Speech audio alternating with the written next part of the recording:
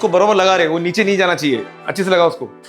സ്റ്റോറും work ഏരിയയും ഉള്ള ഒരു കിച്ചൺ ആയിരുന്നു ഇത്. ഇതിനെ കംപ്ലീറ്റ് ഡിമോളിഷ് ചെയ്ത് ഒരു പ്രോപ്പർ സ്പേഷ്യസ് മോഡുലാർ കിച്ചൺ ആക്കിയ ഒരു വീഡിയോ ആണ് നമ്മൾ ഇന്ന് കാണാൻ പോകുന്നത്.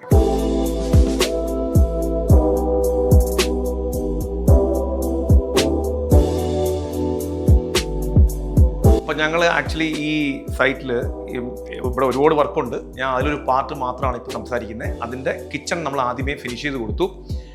കുറച്ച് ടൈറ്റ് ആയിരുന്നു, കാരണം ഇപ്പം ഈ ഇലക്ഷൻ സമയം ആയതുകൊണ്ട് ലേബറിൻ്റെ ഷോർട്ടേജ് ഭയങ്കര ഹെവി ആയിരുന്നു. എനിവേ, എന്തായാലും നമ്മൾ കിച്ചണിൻ്റെ വർക്ക് കംപ്ലീറ്റ് ആക്കിയിട്ടുണ്ട്, ഫിനിഷ് ചെയ്തിട്ടുണ്ട്. അപ്പോൾ ആദ്യം കിച്ചൺ കൊടുക്കാനായിരുന്നു നമ്മുടെ ഫസ്റ്റ് പ്ലാൻ.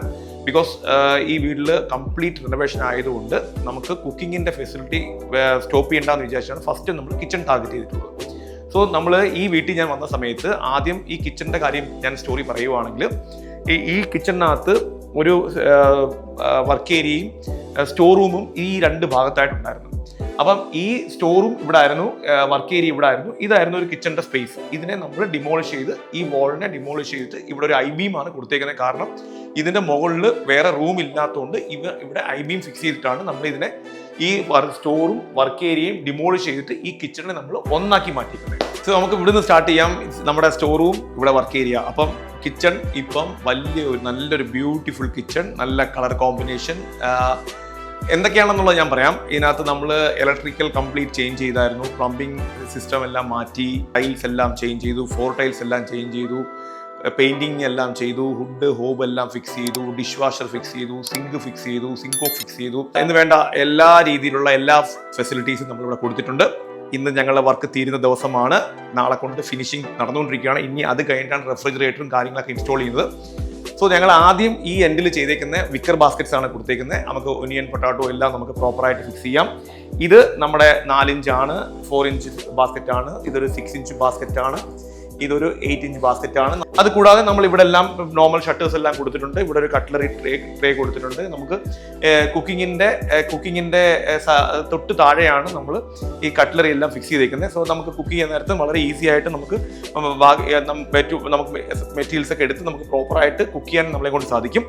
90 സെന്റിമീറ്ററിന്റെ ഹുഡാണ് നമ്മളിവിടെ പ്രൊവൈഡ് ചെയ്തിരിക്കുന്നത്. ബോഷിന്റെ ബ്രാൻഡാണ് വെച്ചിരിക്കുന്നത്. ഹോബാണ് നമ്മളിവിടെ ഫിക്സ് ചെയ്തിരിക്കുന്നത്. 90 സെന്റിമീറ്റർ ആണ്. ആക്ച്വലി അതിനാണ് നമ്മൾ ഇവിടെ ഒരു സ്പേസ് പ്രോപ്പറായിട്ട് കൊടുക്കുകയൊക്കെ ചെയ്ത്. വിൻഡോയുടെ ഫ്രണ്ടിൽ കൊണ്ടുപോയി നമ്മൾ ഹുഡും ഹോബൊക്കെ വെച്ച് കഴിഞ്ഞാൽ നമുക്കത് ഭയങ്കര ബുദ്ധിമുട്ടായിരിക്കും. അതുകൊണ്ട് വാൾ തന്നെയാണ് മാക്സിമം നമ്മൾ കൊടുത്തേക്കുന്നത്. അപ്പം അത് ഹാങ് ചെയ്യാനും ഇതിന് നല്ല ബലം കിട്ടും. അതുപോലെ നമുക്ക് കുക്ക് ചെയ്യാൻ നല്ല നീറ്റായിട്ട് നമുക്ക് ഈ പ്ലേസ് കറക്റ്റായിട്ട് യൂസ് ചെയ്യാൻ പറ്റും. 2 സൈഡിൽ വിൻഡോ കറക്റ്റായിട്ട് ഡിസൈനിൽ നമ്മൾ മെയിൻറ്റെയിൻ ചെയ്തിട്ടുണ്ട്. ഇലക്ട്രിക്കൽ ഹുഡും ഹോബിന്റെ അടുത്തായിട്ട് ഒരു കാരണവശാലും കൊടുക്കുക. അതിന് പകരം നമ്മൾ മാക്സിമം കുറച്ച് സ്പേസ് ഇട്ടാണ് നമ്മൾ ഇലക്ട്രിക്കൽ പോയിന്റ്സും പ്ലഗ്സും എല്ലാം പ്രോപ്പറായിട്ട് കൊടുത്തേക്കുന്നത്. സോ ഇവിടെ ഒരു ഓപ്പൺ സ്പേസ് നമ്മൾ ഈ ഒരു ഏരിയയിൽ കൊടുത്തിട്ടുണ്ട്.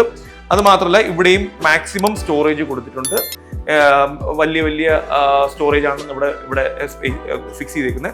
അതുകൊണ്ട് നമുക്ക് മാക്സിമം വലിയ പ്ലേറ്റ്സും വലിയ പാത്രങ്ങളൊക്കെ നമുക്ക് മാക്സിമം സ്റ്റോർ ചെയ്യാൻ പറ്റും.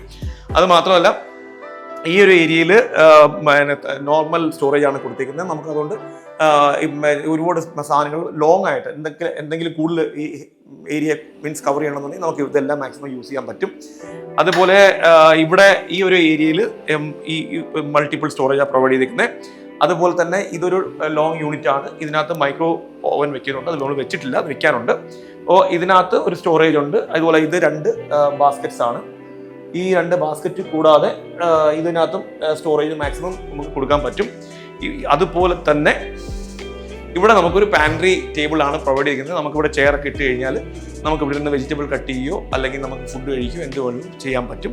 സോ എപ്പോഴും കിച്ചണിലൊക്കെ ചെറിയൊരു പാൻട്രി ടേബിൾ അകത്ത് കൊടുക്കുന്നത് നല്ലതായിരിക്കും. കാരണം കുറേ നേരം നിന്നൊക്കെയാണല്ലോ നമ്മൾ എപ്പോഴും കുക്ക് ചെയ്യുന്നത്. സോ അതിനും നമുക്ക് ഇവിടെ ഒരു ചെയറൊക്കെ ഇട്ട് കഴിഞ്ഞാൽ നമുക്ക് ഈസി ആയിട്ട് നമുക്ക് ഇവിടെ നിന്നുകൊണ്ട് വെജിറ്റബിൾസ് കട്ട് ചെയ്ത് നമുക്ക് ഇത് ഉപയോഗിക്കാൻ പറ്റും.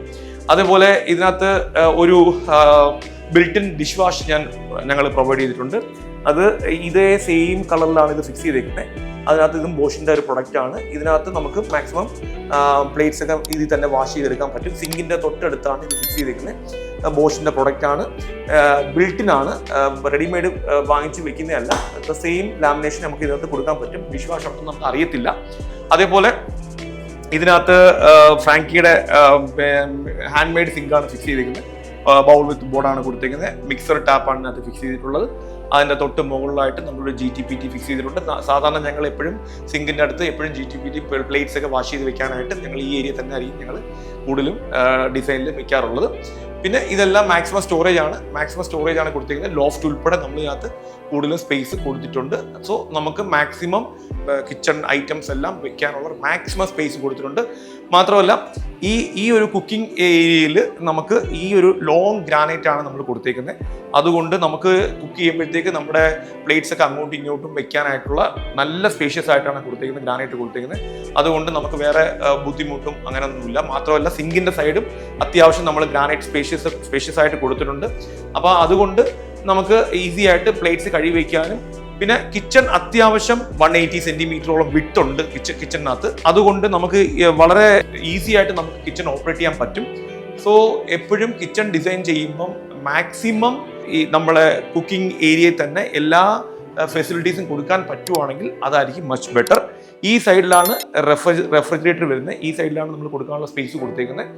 അപ്പം ഇതിനകത്ത് ഉള്ള ഒരു ബെനിഫിറ്റ് എന്ന് പറഞ്ഞാൽ ഈവൻ ഇതിനകത്തുള്ള ഇലക്ട്രിക്കൽ ആണെങ്കിലും ഇതിൻ്റെ വാള് ഡിമോളിഷ് ചെയ്യുമ്പോൾ അതിനുള്ള റൂഫിൻ്റെ സ്ട്രെങ്ത് ആണെങ്കിലും അതിനുള്ള ഡൗൺ ലൈറ്റ്സ് ആണെങ്കിലും ആ ക്യാബിനറ്റ്സ് ആണെങ്കിലും ഇതെല്ലാം ഡിസൈനിങ്ങും അതിൻ്റെ ബാക്കിയുള്ള ഇൻസുലേഷനും ഇലക്ട്രിക്കലും പ്ലംബിങ്ങും അതുപോലെ സാനിറ്ററി ടൈൽസ് ഇതെല്ലാം കംപ്ലീറ്റ് സാധനം ഇൻസ്റ്റാൾ ചെയ്തിരിക്കുന്നത് ബൈ ആമസോൺ ആണ്.